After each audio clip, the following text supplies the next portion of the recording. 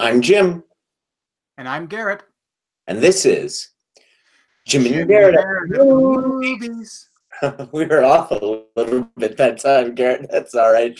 Welcome to Jim and Garrett at the movies. We will be discussing, of course, the number one film of the weekend, the accidentally polarizing, or maybe for some people intentionally polarizing Captain Marvel.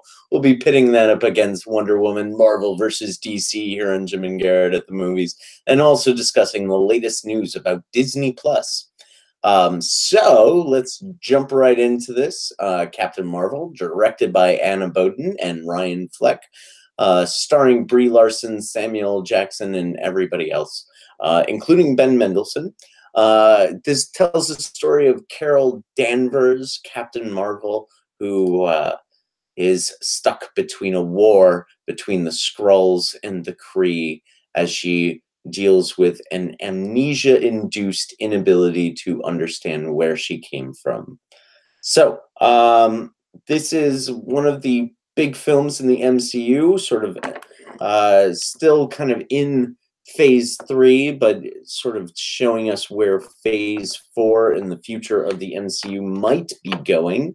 Let's see. Now, a sort of a behind the scenes kind of thing is Garrett and I don't talk prior to these podcasts. We don't. Well, we do talk prior to these podcasts, but we don't share our feelings about the movies before the podcast. We actually just wait till the podcast until we get to the. But this one, I after the taping of the live stream of our sister broadcast, Deadly Analysis on Sunday, I asked Garrett for a quick thumbs up, thumbs down of this film, and the reason I did that was because I was pretty much I was sort of ready to talk about this movie. I wanted to know how I should approach this film because I think that some of the things that I have problems with this film are exactly the problems that Garrett normally has with movies. So now I'm sort of approaching this podcast now that I know that we're on the opposite sides of this film.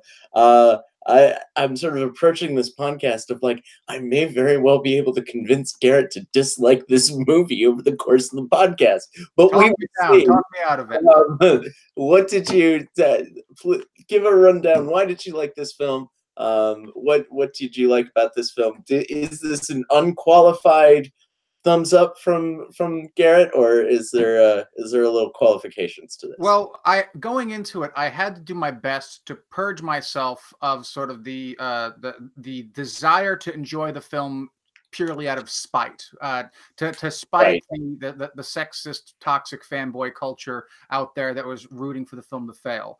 I have considerable disagreements with that population, and so there was a knee-jerk reaction to spite mine enemies to like the film anyway. But I told myself that that's not a legitimate reason to like or dislike a film because of the sort of the cultural political context. So I tried to go in purging that from my consciousness as much as possible. That having been said, I did enjoy, I think, the first, major Marvel picture that was starring a female lead character. As someone noted, part of the reason why we haven't seen one until now is because most of the major female characters in the Marvel universe actually belong to the X-Men side of things, which Disney doesn't have the rights to, so they weren't able to really sort of put one up like that until now, which may or may not be a legitimate excuse for waiting that long. But in short, I saw a lot of young girls, 10 and up in the movie theater, and you could tell how excited they were, and it was infectious. It was seeing how stoked they were to be able to look up on the screen and see someone that they could identify with in such a direct way. It sort of cliche to say, but it really is true that representation matters, and it was hard for me not to get drawn into that. In terms of the merits of the movie itself, I love the 90s throwbacks of it. You know, again, I'm very much a child of the 90s. I thought the music and the fashion and so the set design felt not so much authentic, but authentically thrown back in the way that sort of it was sort of conscientiously trying to be a little over the top, overtly 90s.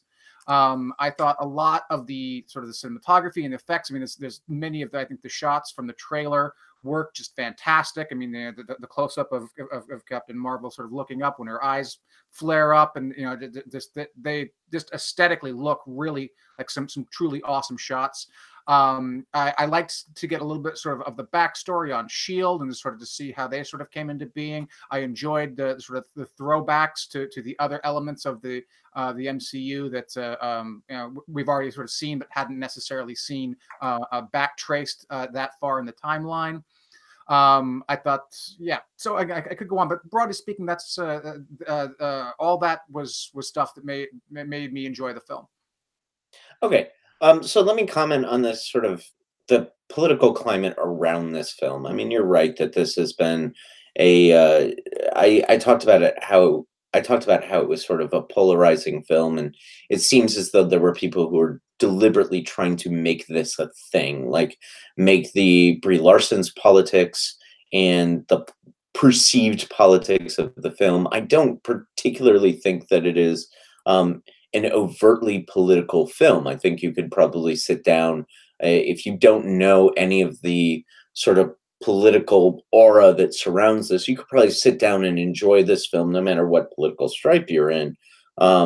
So yeah, there are groups that are trying to politicize this film, and I'm in a sort of unique and uncomfortable position in the sense that I want this film to succeed just like you, to sort of give a middle finger to those people, but on its merits, I can't recommend the film. So I guess what I'm telling our audience to do, if they're going to listen to me, is go buy a ticket for Captain Marvel and then sneak into another movie instead. Although there's not much out in the theaters right now, so it's or buy a ticket to Captain Marvel and then go read a book or something else. So I want the film to succeed. It has nothing, but on its merits, I have trouble recommending it. I'll also agree with you that the CGI and many of the visual effects work really well, especially the de-aging of Samuel L. Jackson sort of fades into the background after a while. So that's actually what good CGI does. Yet the sort of cultural, you were talking very movingly about how representation matters and how young girls and young women and even older girls and older women can see themselves in this film and be inspired by it. And certainly certainly by not recommending the movie, I'm not trying to take anything away from their experience. I talked to somebody recently who enjoyed Bohemian Rhapsody, which is, of course, a really bad film in my point of view. And I said to that person, "Oh, please, good. I'm glad you had a good time at the movies." And I'd say the same thing to anyone who's seen Captain Marvel and enjoy it. I'm glad you had a good time at the movies. I'm glad that this was a film that connected to you and that meant something to you. Now, the reasons I'm not recommending it have to do with some of the fairly basic things that we talk about on this podcast, and that's story structure, and character development. And this film is sorely lacking in both of those things. The story structure, it's almost as though this film doesn't have an inciting incident. Or if this film does have an inciting incident, it occurs about 25 minutes into the film when she's in this sort of weird flashback zone where she's getting pieces of Carol Danvers, and she's being taken to Earth, and that occurs 25 minutes into the film. And even then, it doesn't really set up a driving conflict because there's not much in the way of characterization and character in this film. And honestly, I love Brie Larson. I think she's an amazing actress, and I think she's fantastic. But I think she's rather wooden in this role. There's her characterization of Captain Marvel is mostly side-eye sardonic statements or uh, stoic behavior when she stoic reaction shots. It's not. It feels like the film doesn't have a real grasp of who this character is, even though there's sort of this amnesia plot that doesn't really get started until 25 minutes into the movie. And even then, I don't really feel that that is the driving force that's keeping this film going. So I think story structure and character are really lacking in this movie, and that's part of the reasons I can't recommend it. And those are things that are really important to you. So let me speak to them then. So first off, I definitely agree that the structure is strange, especially in the beginning. I felt actually a little disoriented at first, precisely because this sort of what I came into expecting out of the structure was very different than what we got. And I think you're right to say that it doesn't really start to gel until she lands on Earth. But I think that they did a good job in that 25 minutes beforehand, setting up a decent core mystery. Again, spoiler-free review here, but several of the twists, I mean, I wouldn't say I didn't see any of them coming, or I didn't see them coming until the reveal, but I didn't see them coming until fairly long into the film, and so I appreciated the twists and the reveals as we went along. So to that, again, a quick nod, I think, to Ben Mendelsohn, I think, who is a talented Yes. actor who has an excellent role in this film, and I think he deserves credit. I think more credit than he gets as an actor. Can you say that again? You cut off a little bit. Was that? Oh yeah, I think he deserves credit for this role and more credit as an actor in general. There's Yes. also the fact that I didn't even know Jude Law was in this film until I saw him in the beginning. So that was sort of an interesting sort of surprise right there. So there were some, I agree, some basic sort of plot element moments. There are some points where I felt that they just sort of were rushing along to the next plot point. There's one point where Sam Jackson, where Nick Fury finds out where Captain Marvel is and somehow gets there before her, even though she left long before he got there. And I sort of chalked that up probably more to editing than anything else. The film, already was running a little long, and I sort of imagined that a longer cut might have been able to paper over those things. But I felt that structurally speaking, again, in spite of that sort of hitch at the beginning, if you will, I think while it's a little unorthodox, it still holds together really well. As far as character development, this is just sort of the problem with an amnesiac character in any capacity. When your character doesn't know who they are, it's hard for an audience to get invested in them. And so it is to this, I think, that the most credit again falls to the supporting cast. Lashana Lynch, who plays Maria Rambeau, I thought she was great in her role and brought precisely what we needed in order to sort of flesh out Brie Larson, a foil, as it were. That provided some emotional depth, and you see her through her friend's eyes. You see Carol Danvers through her friend's eyes. Now, does that sort of fully compensate for a large stretch of the movie in which Carol Danvers' character or Veers' character is sort of something of a blank slate? Possibly not, but again, this isn't.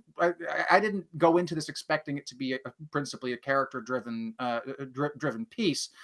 So I think there was enough there from Maria Rambeau, and then also have to mention the young actress Akira Akbar, who plays Monica Rambeau. She was awesome. I think that she was just. I have high. I don't know if it was just the actress or the actress and the writing or the combination of the two. If there was some improv going on there, but she was wonderful, and I really hope that both that actress and the character, 11-year-old girl, comes back again in subsequent films, because more of her, please. So yeah. Your core criticisms are right, but I think that they're compensated for by other elements in the story and other elements in the film, I think, is what I'm getting at there. Sure. I mean, let me agree with you on a couple of points. First, Ben Mendelsohn. We can't get into his character too much. um, due to spoilers. But yeah, everything you said and more. He is fantastic in this role, and he um, provides the film with kind of an emotional core. I think it's his character that actually has most of an emotional journey throughout this film, and I find that to be. Uh, I thought Ben Mendelsohn was fantastic, and Lashana Lynch as well. And in fact, it's through Lashana Lynch's character that we learn the most about Carol Danvers, the most about Captain Marvel. Problem is that she doesn't show up until an hour and 15 into the movie, and she doesn't do her thing until an hour and a half into the movie. And so it means that we're waiting that long, approximately. My times might be off, but we're waiting that long before we really have a path to our main character. Until that time, I'm watching this film throughout the entire hour and a half of the first hour and a half of this film, saying, I'm following this, I'm getting it, but I'm not really connecting to anything in this film. And as a result of that, it became almost a slog to get through this film. Now, of course, I've got an emotional investment into the MCU because I am a big fan of what Marvel Studios has been able to accomplish with these sets of films. But it took me so long to really find a path to be invested in the character, to the point where I until Lashana Lynch pops on screen, I didn't know who this person is. Now I'm going to steal sort of a Screen Junkies did a review, spoiler and non-spoiler, and it's a very good review, a very well thought out review.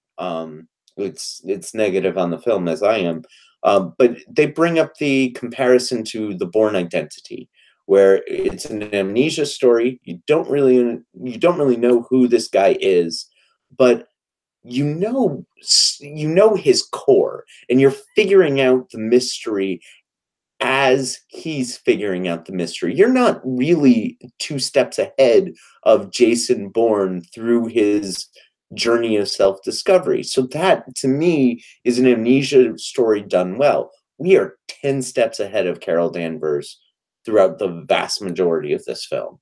There are a couple twists, I'll grant you, that I didn't see coming, but most of them, and most of the core of this character, are things that we realize before she realizes. I didn't like the Bourne Takes away Identity. Sorry, what was that? And that takes away some of the suspense for me. Well, I personally didn't like the Bourne Identity. So okay. Bad comparison for you then. Right. But but still, I think that, you know, the point, you don't know who she is, that's kind of is the point. Now, granted, again, I will grant you, it wasn't a huge mystery in the way that, you know, another amnesia film where the whole point is precisely figuring out who she is. Yeah, obviously, you know, she's Captain Marvel. You know, she's human. And that there's been some chicanery going on, but I still found that the journey enjoyable. That having been said, you know, there are, again, I did think I already mentioned a couple of minor shortcomings, but there were some other shortcomings. I mean, you noted the film wasn't overtly political. Quite frankly, I wanted it to be a little more political. I wanted it to be a little more feminist, to be honest. I had, you know, a brief moment of hope. You know, they hinted at it. You know, there's some subtext. It might be something they explore later, but it was never made explicit. But I had a brief moment of hope that Carol Danvers and Maria Rambeau would have been more than just friends. You know, that we might have actually had an openly gay relationship in the MCU. I think we're overdue for that. And it would have really pleasantly surprised me. I wouldn't say I was expecting it, but as they were sort of hinting towards it, I thought it would have been a really bold and courageous move to have made that something that was explicit.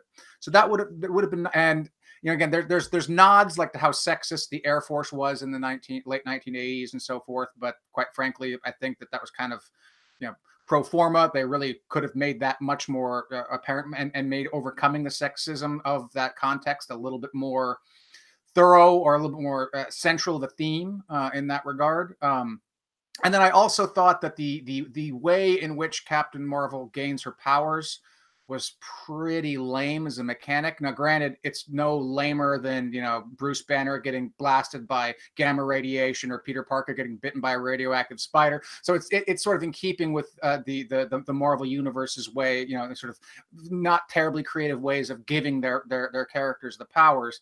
But still, you know, I think that, you know, the reason why those old stories had those old methods is precisely because in, you know, the 50s and then the 60s, that kind of pulpy story sort of sold. I would have hoped that a story that's trying to sort of be re-engineered for the 90s could have had a little more sophistication in terms of how it is they conveyed the powers. But again, you know, if the worst you can say about it is that brings it down to the level of Spider-Man or Hulk, then that's hardly a major criticism in my book. Yeah, I mean, I've got some serious problems with that, but they're all spoilery, so I can't really talk about it. But yeah, I think there are some serious continuity issues, in-universe continuity issues associated with how Captain Marvel gets her powers. But once again, we can't talk too much about that. The story structure didn't bother you because the later points of the film kind of made up. That's what I'm getting out of what you're saying. No, the I mean, I kind of want to made up, but the this lack is of because this is like the most important thing as Garrett Miriam watches movies. And so when you gave the thumbs up at the end of our posted the analysis talk, I was like, okay.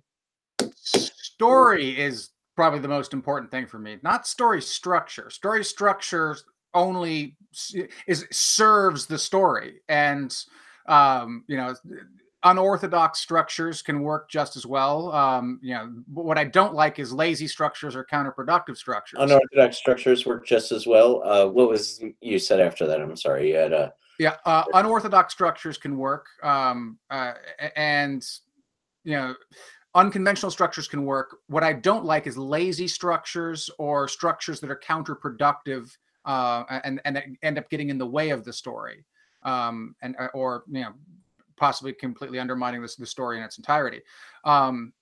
So yeah, well, again, I agree that in the beginning, its preamble, if you will, that 25-minute preamble before the story really starts, is somewhat, you know, unorthodox. But I think after you clear that, you have a fairly standard structure after that. I mean, you know, it's a buddy cop comedy after that. kind of, yeah. So I mean, it's perhaps a 4-act structure, you know, a traditional 3-act structure with a 25-minute preamble. It's not the smoothest, it's not the most graceful, and maybe there's better ways to do it. But you know, it to me wasn't something that interfered with the fun of the story itself. So I think we needed more time with with the relationship between Brie Larson's character and Jude Law's character. I think that needed to be set up. That relationship needed to be the heart of the movie.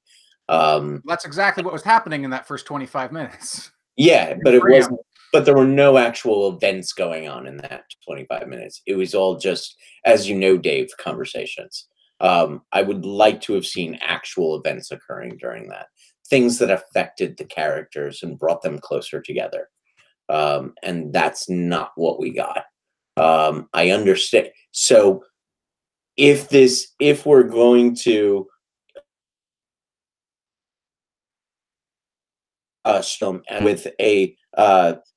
with a 3-act structure after that 25 minutes, then I think that story structure doesn't really work for me. But if you turn that 25-minute preamble into an act in and of itself, where the heart of the story is the relationship between Brie Larson's character and Jude Law's character, then there are real emotional stakes as we go through the rest of what's bound to happen. That's how I would fix the movie without spoiling the movie. And it's how this film would work so much better for me. And that it seems to me that you've sort of been able to figure out a way that you can enjoy this film by kind of siphoning off that 25 minutes into like a preview of what's to come or something else, you know. And that's yeah, I mean, if that's how you're able to enjoy the film, then God bless. As I said at the beginning of this, anybody who enjoyed this film or any film, I'm not going to try and take away from their enjoyment, but yeah, I've got to be honest and say there's a lot about that structure that just didn't work for me. All right, I'll close off by one last criticism. Sure. The final sequence, the final action sequence, as an action sequence, is fantastic and phenomenal. It's really well choreographed. The effects are wonderful, and it has, you know, sort of a primitive, satisfying, you know, punch the bad guys in the face feel to it. That having been said, it did feel it was a little unearned. You know, they have some plot elements sort of keying up to making her more powerful and sort of you know, nominally justifying the increase in her power to the point where she's able to do what she does, but it felt, you know, a little forced, a little artificial, not something that, you know, or rather, not something that didn't earn, but rather something that could have earned better. Sure. They could have, I think, had her work a little bit harder to gain, you know, her final form, her ultimate powers. And I think it would have worked, would have landed even more satisfactorily if they had set that up better. Sure, I can agree with that. Although that's sort of down on my list of things I didn't like about the film. We should tell our viewers there are two post-credit scenes. The first one is necessary as we understand the MCU thus far. The second one is inevitable, but also pretty important for the continuity of the MCU. So I do recommend staying till the last end credit scene, because it's also fantastic and probably features one of the other things that I wrote down that I should mention. The cat was the best part of this movie. I believe you mean the Flurkin. The Flurkin. The Flurkin, yes. Played by a cat. Yes, played by a cat. And let's not forget, I mean, let me ask you, first 10 seconds of the film, were there applause in your theater? There was not, but I would have applauded. I sort of did a, you know, you should have had the balls to start the applause, to go all hog into it, because 10 seconds in, it's a little weird to applaud a movie. It seems perfectly okay to applaud stage. A little weird to applaud a movie. But yes, there was. I'm perfectly. I love the sort of homage to Stan Lee in the beginning. So it's really good, and his cameo I think is perfect. Kevin Smith released a video that I recommend people watch, where he talks about the cameo. So. And that's all we can really say about it without, we've probably said too much. Okay, so scores. I give it 3 out of 5. 3 out of 5? I'm at 2 out of 5. Short of a recommend for me. I recommend that you go buy a ticket to Captain Marvel and then bring a good book. Or in a couple weeks, buy a ticket to Captain Marvel and then go see something else, like Us. But you'll probably want to buy a ticket to Us too. Anyway, all right, we'll move on to our movie club our movie club entry. It is Wonder Woman, 2017's Wonder Woman, directed by Patty Jenkins and starring Gal Gadot, Chris Pine, Robin Wright, and Connie Nielsen, Danny Houston, David Thewlis, and this is the story of it's an origin story of Wonder Woman set during the Great War, or World War One. It tells the story of a spy, an American spy working with the British government, and Wonder Woman as they attempt to stop, the American spy is attempting to stop Poison, Dr. Poison, who's attempting to shift the balance of the war, and Wonder Woman is seeking the end of Ares, the god of war. What did you think about Wonder Woman, especially as it relates to Captain Marvel? Well, as a general rule, I'm much more a Marvel fan than a DC fan. And I have some background on my expectations, because expectations can seriously impact. I never read Wonder Woman as a comic, but I did watch the television show growing up, the Linda Carter show, and when I heard they were trying to make it into a movie, even when it was just rumors, I thought, oh God, that's a terrible idea. That show, it was so corny, so cheesy. I don't think there's any way they can make it work. And then for a while, there was a rumor that Joss Whedon was going to do it. And I was like, oh, okay, well, maybe Joss Whedon could make it work. And then he was no longer involved. And then the whole DC cinematic universe came out and was just being awful. So, as this came out, I was like, okay, this is just going to be terrible. Bad source material, bad universe in which it's situated in. And I was really glad to be wrong about it. I thought that this is far and away the best film in the DCEU.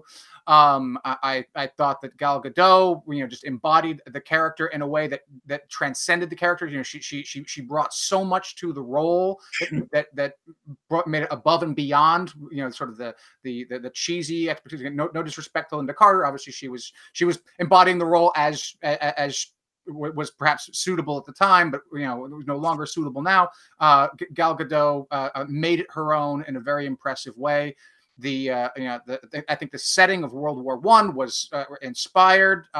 They did the famous No Man's Land scene. I thought was just heart stopping. I know that one of your concerns, one of the things you feel it kind of fell apart a little bit in the third act, and I share some of those concerns. But overall, I think this film succeeded for me. Again, once more, glad to see a female character take the lead, take the role. To have some overtly sort of feminist themes in there was a definite plus. But even sort of that aside, I think this tells an interesting story, and it tells it well. And so coming out of my cynical low expectations, it succeeded in ways that made me very happy. Yeah, I mean, I really like this movie. I like this movie a lot. But my overall star rating is going to be affected by the third act. I mean, this is really the best 2/3 of a movie. I'm stealing that line. I can't remember from whom, but I remember somebody saying this is the best 2/3 of a movie. And I'm like, yes, that's absolutely right. It is. This is, and let's kind of put these two films up against each other, because I think where this film succeeds is in the first act. Because when we get to, we get this sort of world building in Themyscira, and it's a brilliant kind of weird place that has a lot of personality to it. There's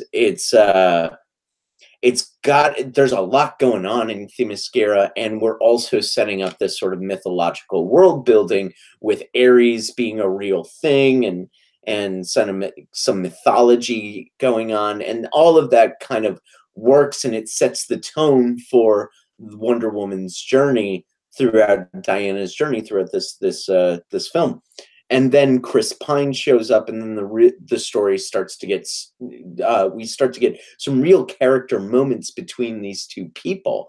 We see like a real relationship being built between these two people, which is something that I found lacking in Captain Marvel, because we weren't able to spend a lot of time getting to know who these people are as people. And one of the things that I think Gal Gadot brings to this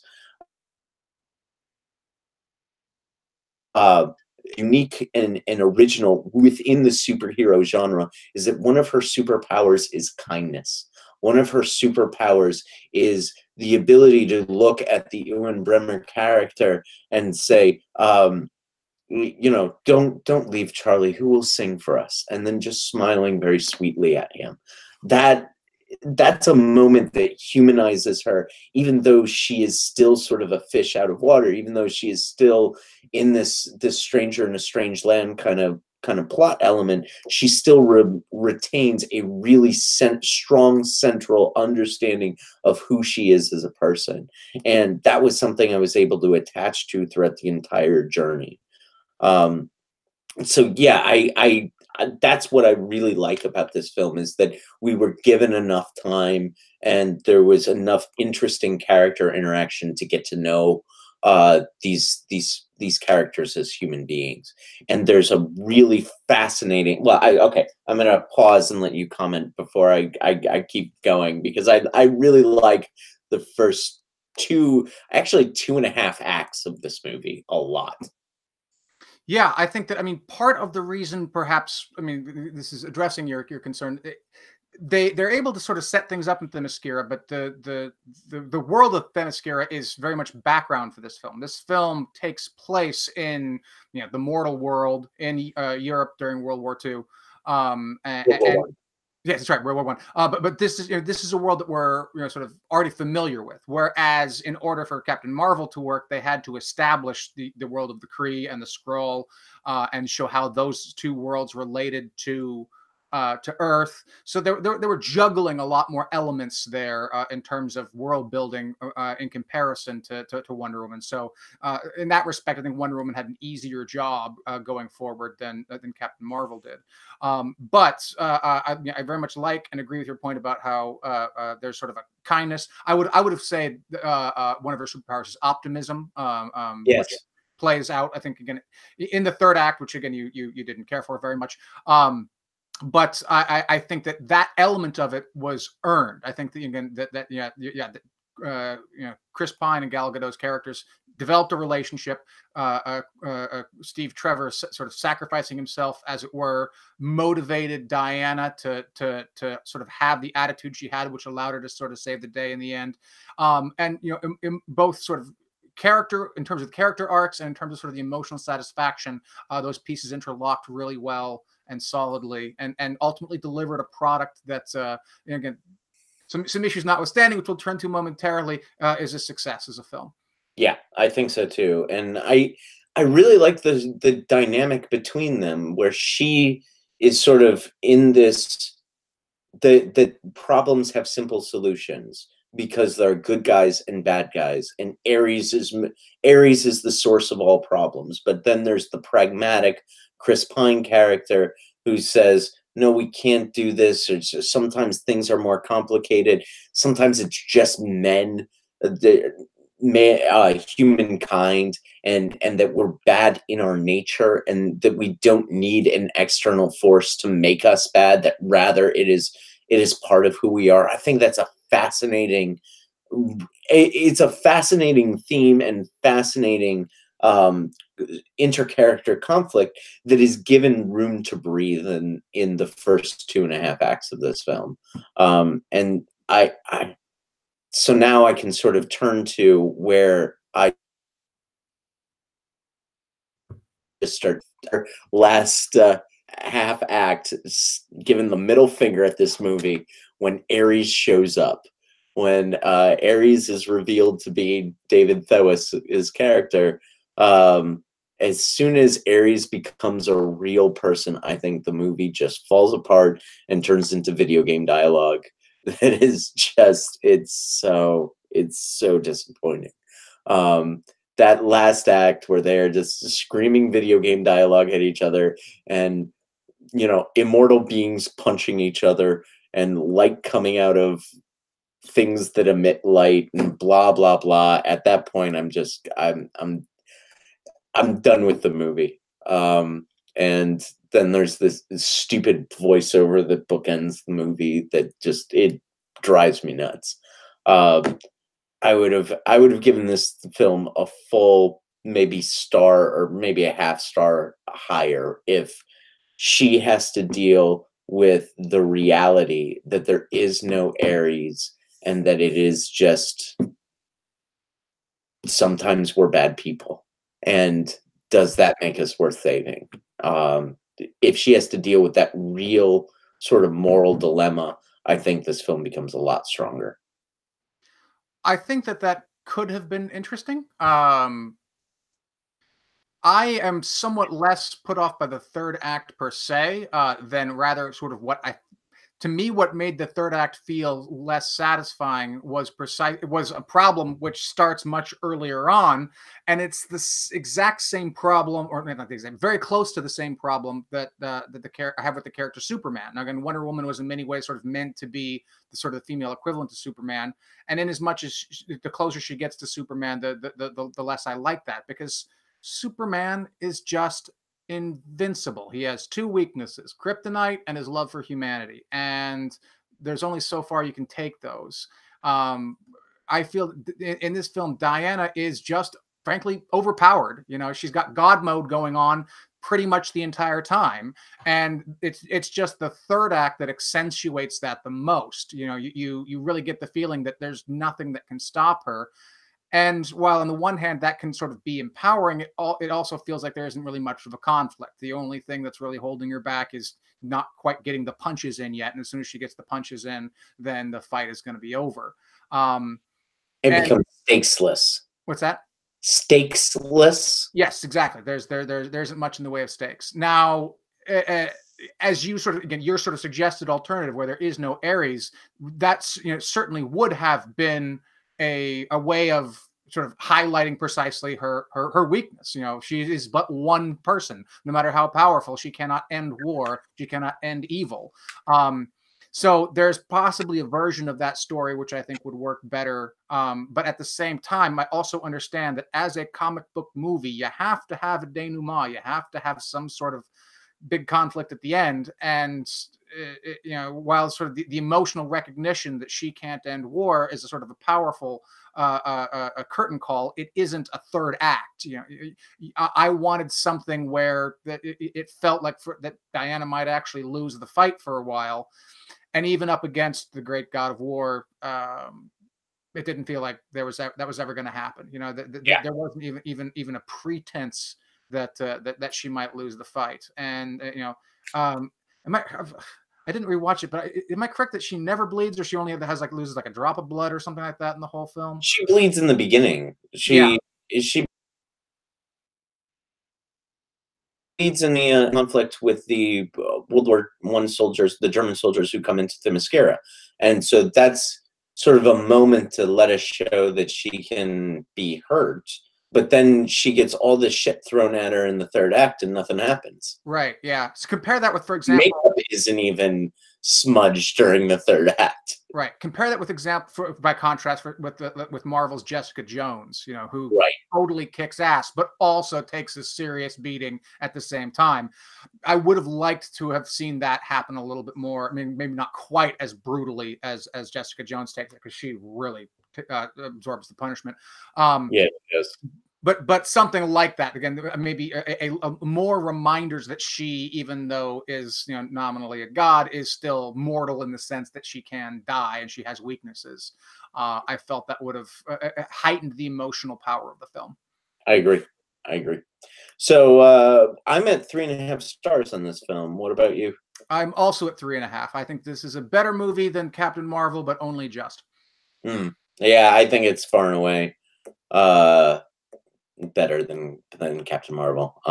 So maybe that's the so for our thousands and thousands of right-wing viewers who turn into these two liberals talk about movies, for our thousands of right-wing viewers who want to boycott Captain Marvel, go see Wonder Woman instead because Jim says so.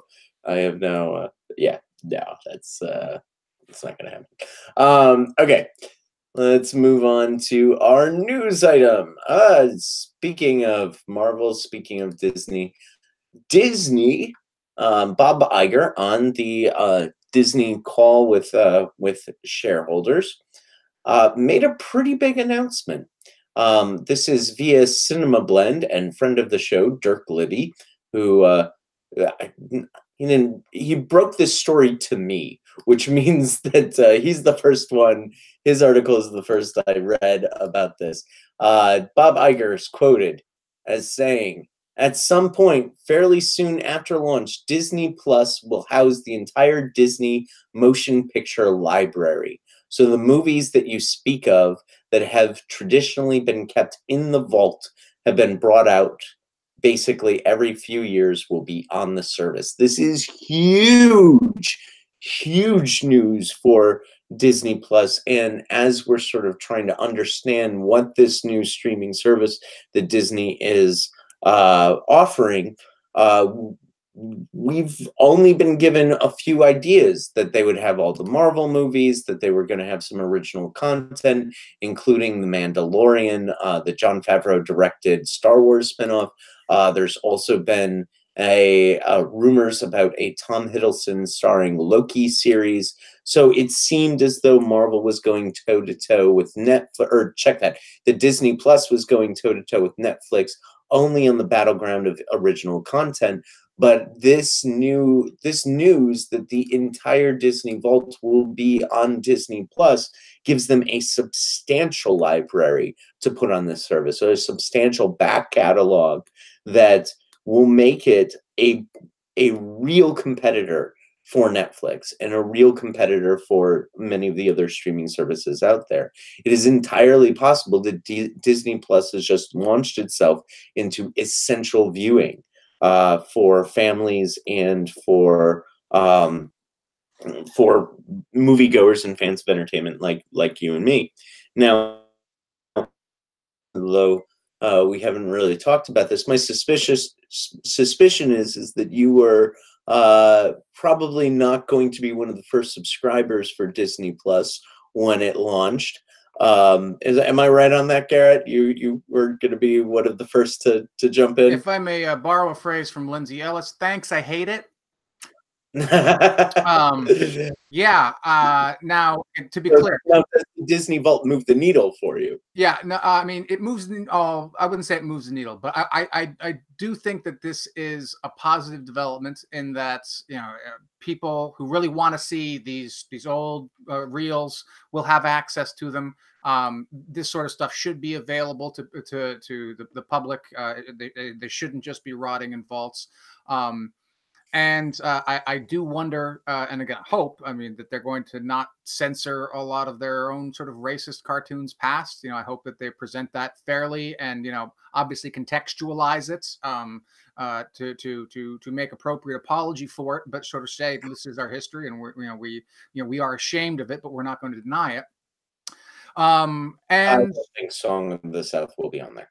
Yeah, well, then they're not really putting everything from the vault on there. But anyway, it's it's obviously a boon to people who really appreciate and want to have access to that stuff, and more power to them. Like you were saying earlier, I don't want to take away anyone's enjoyment from their media just because I'm not a fan. My concern, and the thing that I don't like about it, is precisely that while I don't want there to be a monopoly, I don't want Netflix to own streaming entertainment. I want there to be legitimate competition. I don't want the competition to be fracturing the way that it is. I don't want CBS All Access going up against Disney, going up against ABC, going up against Fox, going up against, it comes to the point where you either have to hope that there are, just a larger fracturing of corporations or a larger consolidation of them. Both of those things seem bad. I don't want all media owned by only 3 companies, and then there's only 3 companies competing for the stream. But at the same time, it's part of the awesomeness of Netflix was precisely that it sort of brought everything under one roof. Not absolutely everything, of course, but it allowed you to get access to just so much content that you could cut the cord and have just that. Then Hulu came along, and that sort of offered, in some ways, good competition and a fresh perspective. But yeah, and then Amazon, and just I mean, again, from a bottom line consumer point of view, if you want to see everything, if you want to have access to everything, pretty soon you're going to have to be spending $70 a month on your subscription services, and that's kind of a pain in the ass. But even aside from just the money, the fact that it's just going to be so, and HBO, let's not forget HBO, right? And then Showtime and Stars and yada yada yada yada. All of which have streaming services. And I should also interject that ABC is owned by Disney. Right. Yes. Sorry. So, and Disney has a financial stake in Hulu as well. So Disney owns ABC. With Hulu. What's that? They're going to be competing with Hulu though? It is possible that Disney Plus is going to be. I mean, we're going to find out more about this on April 11th, when there's more meetings and more details about Disney Plus revealed. But it's possible that Disney Plus is going to be the family-oriented arm of Disney, and they're going to transition Hulu into a more adult-oriented arm of Disney as well. So when you're talking about, I mean, I'm just sort of adding to your because Disney is turning itself into a behemoth in the media landscape. And right now, Netflix sort of dominates the streaming model, but a new titan has arrived. Godzilla has met his Mothra, and we will see who wins in those streaming wars. Yeah, maybe. I mean, maybe by the time it actually debuts, I'll buy that. But quite frankly, I don't. Just not yet. I don't see Disney as being able to do what Netflix is doing. I mean, they have obviously a massive media empire, and owning Marvel and Star Wars and stuff like that gives them a broader cache. And Pixar, of course, is too as well. But at the end of the day, Disney is a very particular animal. It's Disney, and if you love Disney films, then that's great. But on the whole, I don't. I don't consider myself a fan of Disney. Disney Quad Disney. All due respects to Dirk, who of course is a huge Disney fan. But for me, for the most part, yeah, I don't like Disney, and I think that its content is much narrower than the kind of stuff that Netflix produces, or even for that matter, Hulu. So I am a little skeptical that they're actually going to be able to be so titanic, as it were, to really throw their weight around against. But again, I'm willing to be proven wrong on that. Obviously, I have no special insider knowledge. By the time things come out, I may be eating my words on this, but that's just my instincts. Yeah, I mean, I would suspect that this is much bigger news than I think, with all due respect, of course, that you're giving it credit for, because as soon as the Disney Vault becomes, because the entire idea with the Disney Vault in the 80s and 90s and 2000s, when they were sort of rolling the release on some of their classic films. But I mean, for those who aren't familiar, it was, I believe, Michael Eisner who instituted this, but it was an idea of, okay, we're going to release Pinocchio only this year, so you better go buy it. So they they built a form of scarcity in order to hype up demand for the VHS that they were releasing that week. Now that the vault is accessible to all people through Disney Plus, I think that's going to bring them a hell of a lot of customers. I think it's going to be almost necessary for families who want to sort of raise their kids on Disney cartoons and all that stuff, to be able to have access to Disney Plus, where they can see Snow White and the Seven Dwarves and Toy Story and Pinocchio, and probably not Song of the South. Hopefully not Song of the South. But you get the idea that there's going to be so much back content on there that I suspect that this is going to be a really big service that's going to be coming in soon. And hence again, if you're right, then that just feeds back into my original concern. I don't want a hyper saturated market. I want competition, but I don't want wars. I don't like the idea of either having to choose between a half dozen or a dozen different streaming services, nor do I like the idea of being frozen out of legitimate content that I want to consume in a way that is able to compensate the creators in a way that's fair and equitable, but also doesn't make me feel like I'm right back into the late 1990s, where I'm paying for 150 channels, only 7 of which I'm ever going to watch. Yeah, I mean, it does feel like we're recreating cable, only on the internet. So okay. We shall see what we shall see. Speaking of streaming, what are we covering next week, Garrett? We will be covering our first Netflix movie, Three Frontiers. Yes, Triple Frontiers. Triple Frontier, yes, right. Triple Frontier with Ben Affleck. It's a new film that's getting released on Netflix. We'll be pairing that with David O. Russell's Three Kings, probably one of my two favorite David O. Russell films, Three Kings and Triple Frontier next week here on Jim and Garrett at the Movies.